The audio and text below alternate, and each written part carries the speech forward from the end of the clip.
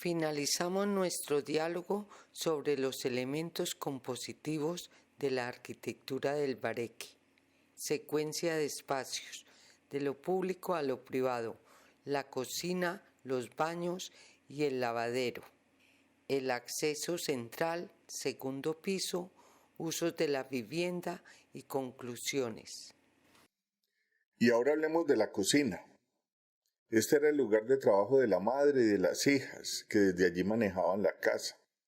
En las fincas la cocina era el lugar más importante. Era el trono de la madre, pues no había comedor. Allí era donde llegaban los hijos, mientras ella les iba repartiendo las comidas.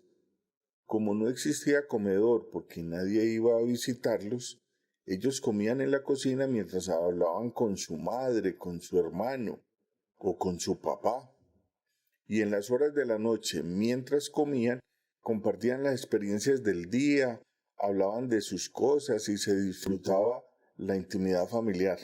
Pero eso era en el campo. Ya en los pueblos era distinto. Allí existía el comedor, y la cocina era el sitio de trabajo de las hijas y de la madre, y generalmente contaban con un mobiliario que les permitía almacenar los víveres, y tenían además una pequeña alacena para la loza. Ya en la parte de atrás estaban el lavamanos, el baño y el lavadero. Estos espacios no estaban relacionados con el patio, con la zona de llegada, sino con el solar, pues la cocina, los baños y el lavadero no establecían una relación directa con el patio, sino con la parte de atrás. Ahora quiero hablar de cuando el acceso se hace por el centro de la fachada. La única diferencia que establece es que la casa queda dividida en dos cuerpos, uno izquierdo y otro derecho. Al ingresar por el centro, la sala queda aislada en un extremo y el otro contiene la secuencia de los espacios que tienen las mismas características de los que yo ya he descrito. En ambos casos se da que muchas veces cuando los hijos y las hijas se van, los padres se retiraban del exterior, de las actividades de la calle. Entonces los dos cuartos principales de la fachada se volvían sala y cuarto de huéspedes, y ellos se pasaban hacia una de las habitaciones internas para desligarse del ruido de la calle y quedar más cerca de la cocina, que es donde la señora de la casa realiza las actividades gastronómicas de la familia.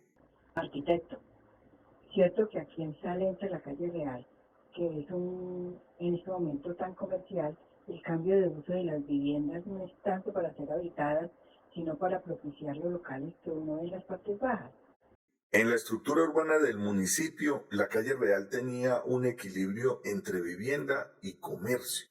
Por ello casi que uno podría decir que de día y de noche tenían gente en estas calles, porque cumplía con las dos funciones. Pero ahora con la especulación que existe en Salento, debido al turismo, pues prácticamente la vivienda ha sido desplazada de la calle Real y lo que se encuentra es una sucesión de negocios que hacen que en el momento en que no esté funcionando el comercio, esas calles se vean deshabitadas. Curiosamente, siendo la calle Real. Los negocios son de productos que no son netamente de la región, sino foráneos, desvirtuando el ofrecimiento artesanal. Yo desconfío mucho de que ese comercio de la calle Real genere fuentes de empleo en el municipio, porque son negocios que necesitan una mano de obra especializada si son de tejidos, si son de joyería, así como de materias primas que no son de por aquí.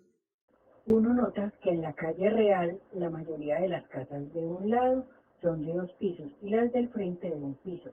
¿Cuál es la razón para que exista esta diferencia o por qué fueron construidas así? Bueno, ese hecho urbanístico que ocurre en Salento, de que la calle Real tiene un costado con viviendas de 2 pisos y el otro es con viviendas de un solo piso, es porque se respetaron unos códigos, una relación de predominancia de un costado sobre el otro. Es decir, si las casas de un costado tienen 2 pisos, las otras, al ser de 1 piso, están permitiendo que las del costado opuesto puedan conservar el contacto directo con el paisaje. Entonces podemos decir que existe una comprensión, un sentido urbano en las construcciones. Si las altas necesitan preservar el contacto con el paisaje, entonces las del frente se construyeron de un solo piso y se extendieron horizontalmente. Entonces esa relación de predominio se respetó, lo cual es un acierto urbanístico. Ahora ya hablando en términos generales, todo lo que yo he dicho respecto a estas casas se cumple porque son códigos culturales y sociales. La gran diferencia con las viviendas de 2 pisos está en que esta destinaba el primer piso para depósitos o para locales comerciales y la vivienda propiamente se desarrollaba en el segundo piso, con el mismo orden secuencial, con los mismos elementos ornamentales, con todo. Arquitecto, le agradecemos porque la charla nos ha aportado grandes conocimientos sobre estos patrimonios que debemos conservar para que nos quede una memoria y para que las futuras generaciones continúen preservándola, porque es el punto de partida de estos pueblos, no solamente de Salento, sino de todo el Quindío, ya que estas construcciones nos las legaron los colonos que poblaron la región. Le agradecemos inmensamente esos conocimientos que ha compartido con nosotros. Esto es necesario hacerlo, explicarlo, porque desafortunadamente este patrimonio, como no es un patrimonio monumental, sino que es un patrimonio de arquitectura de conjunto, entonces no es debidamente valorado, se subestima mucho, incluso le endinga términos peyorativos, como hablar de estos ranchos, cuando estos tienen grandes méritos y su razón de ser, ya que reproducen fielmente nuestras costumbres, nuestros hábitos, nuestra forma de entender y de vivir el mundo, traducidas en estas disposiciones arquitectónicas. Y no como cree la gente que son casas elementales y primigenias, que no tienen ningún mérito ni razón de ser y que por falta de imaginación se copiaban y se reproducían, cuando en realidad todavía tienen plena vigencia. Es decir, estas casas traducen fielmente la unión entre el contexto y las características formales de la casa. Además, son la base de nuestra identidad, no solamente de Salento, sino de todo el Quindío.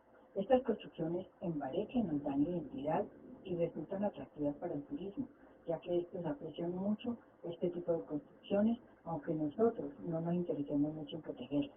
Sí, yo he sabido de turistas muy distinguidos que los han recibido y los han ubicado inicialmente en chalets y que han sido ellos los que han protestado y han exigido que los instalen en una casa tradicional de la zona, pues quieren tener la experiencia de vivir, de apreciar su relación con el paisaje, con el entorno, con la forma de ser del lugar. Y por esto han exigido que los reciban en viviendas que tengan esas características. Pero curiosamente son personas de afuera, porque nosotros nos habituamos tanto a la presencia de estas casas que creemos, por decirlo en un término muy coloquial, que estas son maleza arquitectónica, cuando lo que hay que ver es que ellas representan una inmensa sabiduría, un conocimiento acumulado a través de muchísimos años, estableciendo una asombrosa e íntima comunión entre el lote, la casa, el lugar, la calle y el medio ambiente. Es decir, estas no son viviendas elementales, pues traducen nuestras costumbres y nuestra identidad.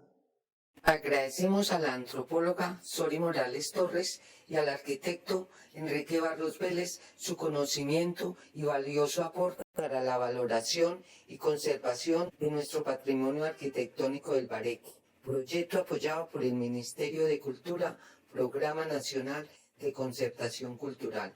Colombia, potencia de la vida.